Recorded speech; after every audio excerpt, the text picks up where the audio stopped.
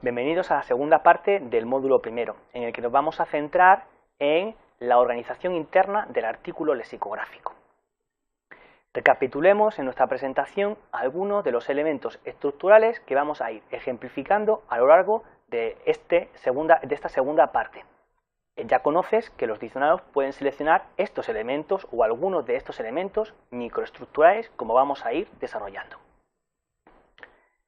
Lo principal de un artículo lexicográfico, recordemos que es el lema.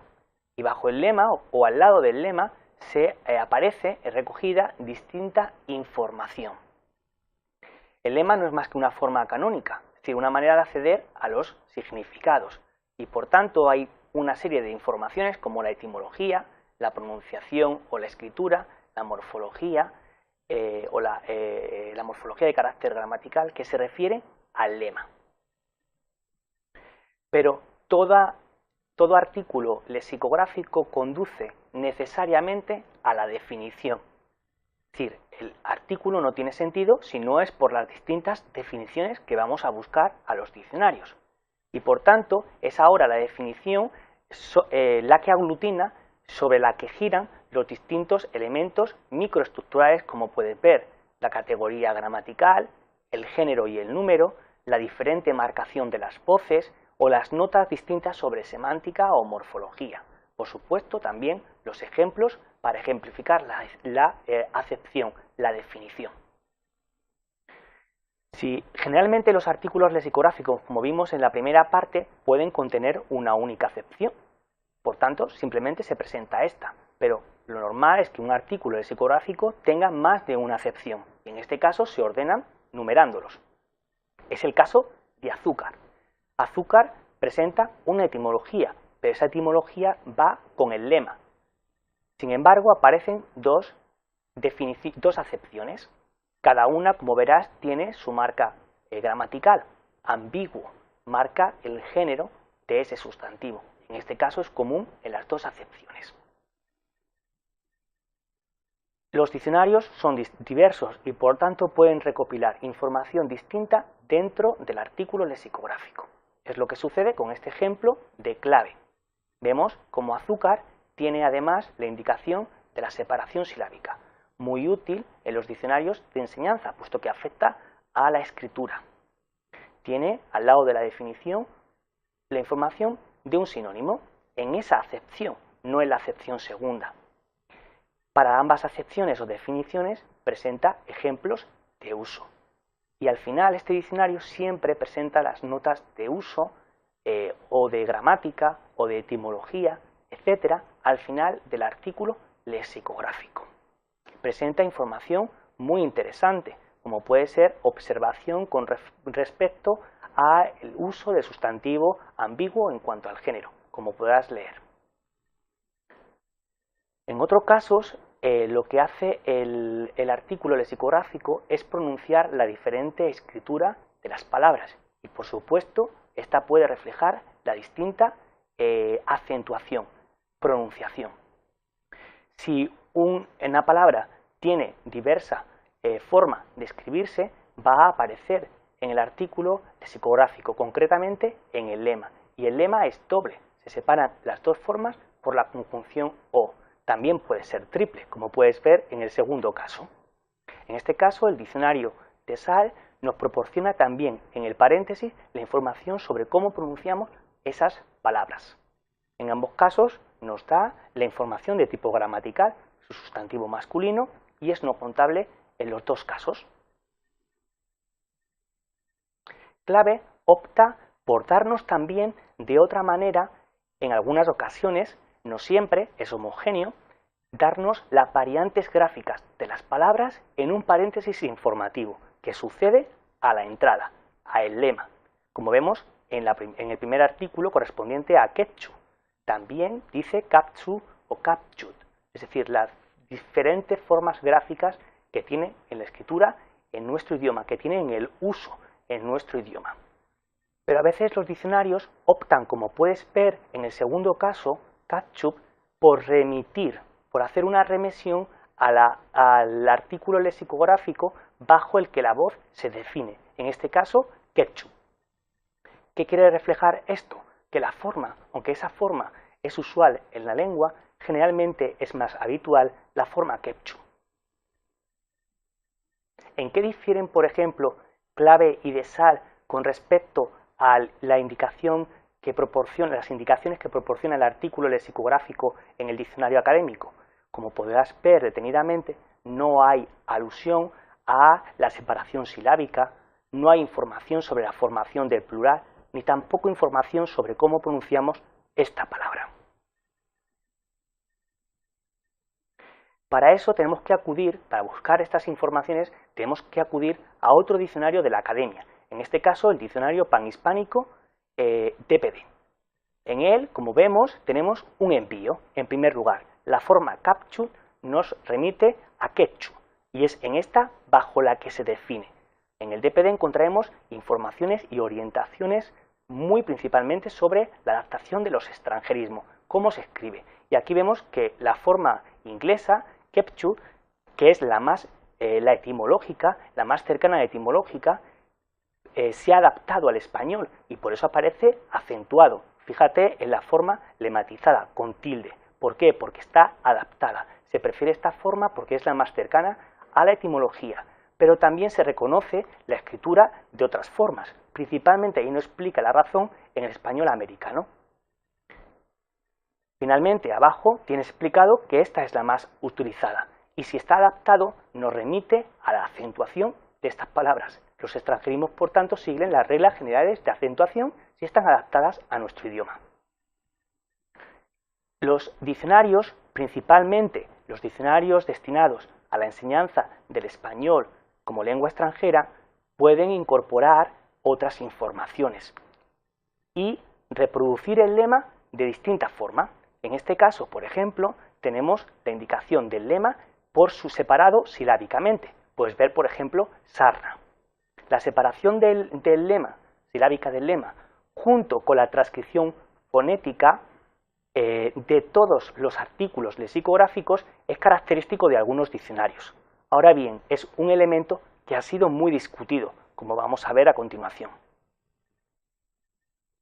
Junto a la división silábica aparecen las ilustraciones. Este elemento es muy habitual en los diccionarios, además de los diccionarios enciclopédicos, en los diccionarios de carácter escolar. Se defiende que la ilustración, en este caso de la voz galgo, es una técnica onomasiológica. Lo que sucede es que a la ilustración se accede de manera semasiológica, esto es, buscamos la palabra para conocer los significados. Ahora bien, imaginemos que la ilustración es grupal, es decir, en una ilustración aparecen distintas ilustraciones. Entonces, el usuario cuando busca una determinada palabra, si consulta las distintas ilustraciones, sí puede aprender de manera onomasiológica, a partir de los conceptos, las distintas palabras. El diccionario refleja los hechos de lengua y, por tanto, las informaciones que aparecen en los artículos pueden complementarse. Es el caso, por ejemplo, de los nombres científicos que se refieren en las designaciones de los nombres de planta, de animales o de las enfermedades. Por tanto, la manera de mostrar estos nombres científicos es diversa, como puedes ver en las informaciones que están subrayadas. Pueden aparecer junto al lema, inmediatamente después, al final del artículo lexicográfico, en un paréntesis, o como puede, por ejemplo, suceder en el caso de carbunco, aparece ese nombre científico dentro de la información enciclopédica que se proporciona sobre la palabra. Así sabemos que se denomina también al carbunco antras maligno.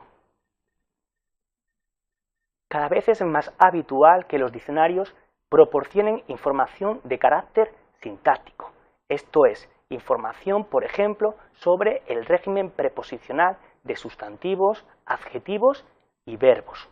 Ahora bien, no siempre es fácil proporcionar esta información en los diccionarios, puesto que el régimen preposicional no es inmutable. Por tanto, los verbos, por ejemplo, exhiben información, esquemas sintácticos, y estos esquemas sintácticos van con cada acepción, es decir, en un determinado uso, empleo, significado, un verbo puede llevar regido una preposición, pero cuando selecciona otro sentido o se presenta con otro sentido, puede presentar un esquema sintáctico totalmente diferente. La información sintáctica también se refleja en distintas partes dentro del artículo lexicográfico, como puede ser el contorno de la definición, mediante los ejemplos o en una nota final de carácter, por tanto, sintáctico. Aquí tenemos ejemplos de cómo se manifiesta el régimen sintáctico de los verbos.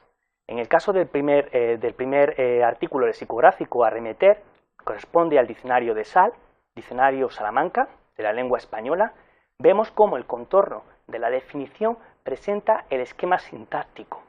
Si nos fijamos, veremos que esta información es muy útil al usuario, puesto que le permite construir frases de manera activa y autónoma. En el caso de clave, veremos de manera gráfica en el ejemplo cómo exhibe un régimen preposicional concreto.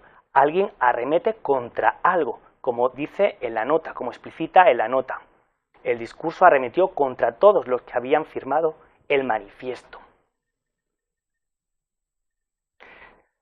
Los diccionarios, también descriptivos o generales, como el DEA y el DUE, son particularmente importantes por la gran cantidad de información sintáctica que suministran a los usuarios.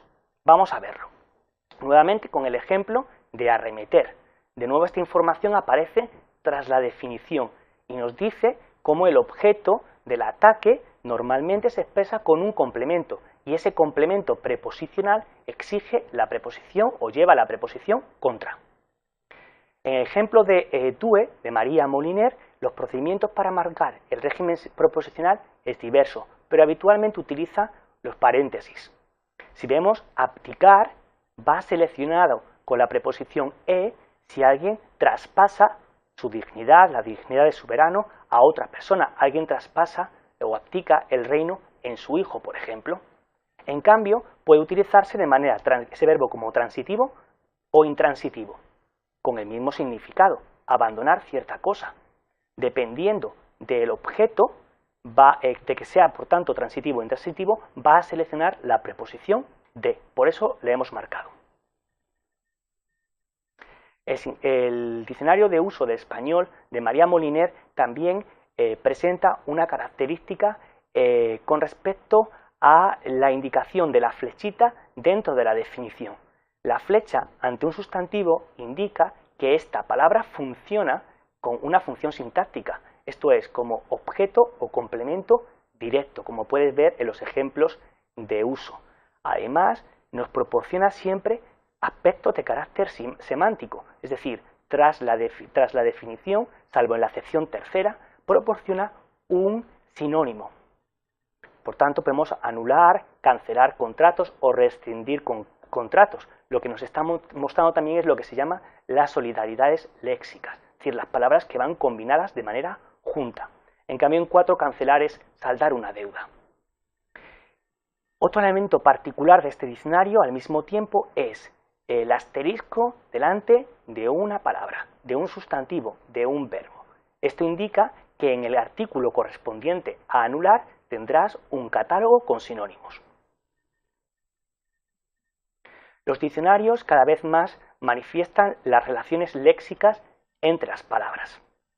Por ejemplo, se puede observar simplemente con la indicación de sinónimos. En el caso, por ejemplo, de disc-jockey puede funcionar como sinónimo de pinchadiscos, aunque todos sabemos que en el plano usual, en la lengua normal, no sustituimos habitualmente un disc-jockey por pinchadisco. Un DJ no va a querer llamarse pinchadisco. Estas relaciones léxicas se pueden manifestar por una nota de uso. En otro diccionario, por ejemplo, nos dice, o nos hace una advertencia, es innecesario el uso de este anglicismo, del anglicismo disc-jockey, por ejemplo. Para eso lo tenemos adaptado gráficamente al español, como manifiesta el lema, con su correspondiente acento. Y también considera innecesario el uso de la abreviatura. Son recomendaciones de uso. Otros diccionarios, por ejemplo, el que encabeza la palabra humo, de un diccionario escolar, manifiesta los sinónimos y los antónimos. Humos, en plural, en la acepción tercera, equivale a soberbia.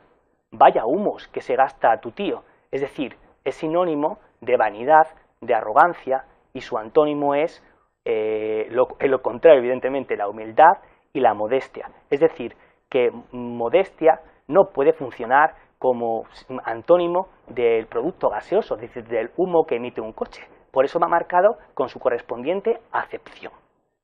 También son muy importantes los catálogos que aparecen encabezados por la abreviatura FAM, corresponde a la familia, y manifiestan las relaciones léxico-genéticas que tienen las palabras, es decir, las relaciones morfológicas o etimológicas. En este caso vemos formaciones derivadas, se ha añadido un sufijo o un prefijo, o parasintéticos, o palabras que están, o verbos que están relacionados etimológicamente con humo, con fumus. Por ejemplo, tenemos fumar. Fumar viene del latín fumare, y fumar en latín significa arrojar, echar humo.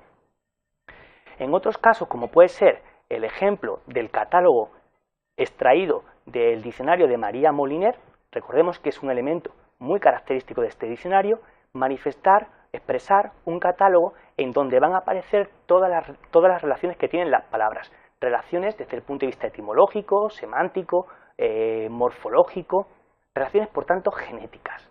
Es verdad que en este caso este catálogo corresponde a la palabra hombre. Es verdad que para el usuario es muy difícil a simple vista ver las distintas relaciones entre las palabras que selecciona en este caso su autora. Por último vamos a ver las restricciones de uso en las palabras. En los diccionarios, como habrás podido observar en la lectura de los prólogos, aparecen unos símbolos. Esos símbolos corresponden a unas marcas y restringen el uso, el alcance de las palabras. Las marcas pueden ser de distinto tipo. Puede haber marcas diacrónicas, es decir, marcas que expresan la vigencia en el uso de las palabras. Estas marcas diacrónicas son diversas según los diccionarios, por eso es muy importante que consultes siempre la introducción, el prólogo y el listado de abreviaturas. En este caso tenemos, por ejemplo, la palabra esloría. Esloría aparece con una marca. Desusado. Esta palabra ya no se utiliza y por eso nos remite a la palabra actual, eslora, que se utiliza en el ámbito marítimo. Las voces se pueden utilizar en determinadas partes donde se habla español. Por tanto, hablamos de restricciones de carácter geográfico. Por tanto, hablamos de marcación diatópica. La palabra vídeo, con la acentuación esdrújula, es propia del español de la península o del español europeo. Lo veremos en el siguiente módulo. En cambio, la acentuación llana, video, es propia del español de América y por eso está marcado como americanismo. Gulay es una palabra propia de Filipinas para designar una verdura. Ahora bien, la marcación no siempre se expresa mediante una abreviatura, sino que puede estar dentro de la definición. Es el caso de estas palabras, que corresponden al diccionario escolar de estudio Salamanca para secundaria y bachillerato. Sí, define que aeromoza es la azafata del avión en el español de América. Ya sabemos dónde utilizar aeromoza. Lo mismo pasa con andinismo. Ya sabemos por los Andes dónde se puede utilizar esta palabra, en el español de América, para designar lo que nosotros nombramos como alpinismo. Otras marcas son las de tipo diafásico y pragmático. Un hablante es muy buen hablante cuando adecua su discurso al contexto. Por eso es muy importante que nos fijemos en la marcación diafásica y pragmática en el diccionario. No podemos emplear la palabra putada en todos los contextos, está marcada como vulgarismo. Tampoco alerón, para designar o nombrar a la axila. Por supuesto, las palabras pueden sumar marcaciones, es lo que ejemplificamos con madero. Es una palabra que se utiliza en España para designar al policía, pero al mismo tiempo pertenece al ámbito jergal. Por último, son muy importantes las marcas pragmáticas. Pueden ir unidas a otras marcas. En este caso, por ejemplo, en bizco. Es una palabra de carácter coloquial, pero también se puede utilizar con sentido peyorativo. Por último, las marcas diatécnicas. Las marcas diatécnicas van generalmente o aluden a aquellas palabras de carácter especializado, es decir, que pertenecen a una ciencia, a una técnica en concreto, Bien es cierto que estas palabras se están extendiendo en el uso general, gracias, evidentemente, a la importancia de la ciencia y de la divulgación. Ya conocemos el caso de la palabra eslora, utilizada en el ámbito marítimo, pero, por ejemplo, podemos ver la palabra pústula, utilizada en el léxico de la medicina, o electrón en el ámbito de la física. Es una partícula, ¿verdad? Bien, te dejamos finalmente un listado bibliográfico con referencias que pueden ser de utilidad en tu futuro para profundizar en los contenidos examinados en este módulo, parte primera y parte segunda. Sin embargo, aparecen dos acepciones. Cada una, como verás, tiene su marca gramatical. Ambiguo marca el género de ese sustantivo. En este caso es común en las dos acepciones. Los diccionarios son diversos y por tanto pueden recopilar información distinta dentro del artículo lexicográfico. Es lo que sucede con este ejemplo de clave. Vemos cómo azúcar tiene además la indicación de la separación silogía. Por supuesto, también los ejemplos para ejemplificar la acepción, la definición. Generalmente los artículos lexicográficos, como vimos en la primera parte, pueden contener una única acepción. Por tanto, simplemente se presenta esta, pero lo normal es que un artículo lexicográfico tenga más de una acepción. En este caso se ordenan numerándolos. Es el caso de azúcar. Azúcar presenta una etimología, pero esa etimología va con el lema. Lo principal de un artículo lexicográfico, recordemos que es el lema. Y bajo el lema o al lado del lema se aparece recogida distinta información. El lema no es más que una forma canónica, es decir, una manera de acceder a los significados. Y por tanto hay una serie de informaciones como la etimología, la pronunciación o la escritura, la morfología la morfología de carácter gramatical que se refiere al lema. Pero bienvenidos a la segunda parte del módulo primero, en el que nos vamos a centrar en la organización interna del artículo lexicográfico. Recapitulemos en nuestra presentación algunos de los elementos estructurales que vamos a ir ejemplificando a lo largo de esta segunda parte. Ya conoces que los diccionarios pueden seleccionar estos elementos o algunos de estos elementos microestructurales, como vamos a ir desarrollando. Todo artículo lexicográfico conduce necesariamente a la definición. Es decir, el artículo no tiene sentido si no es por las distintas definiciones que vamos a buscar a los diccionarios.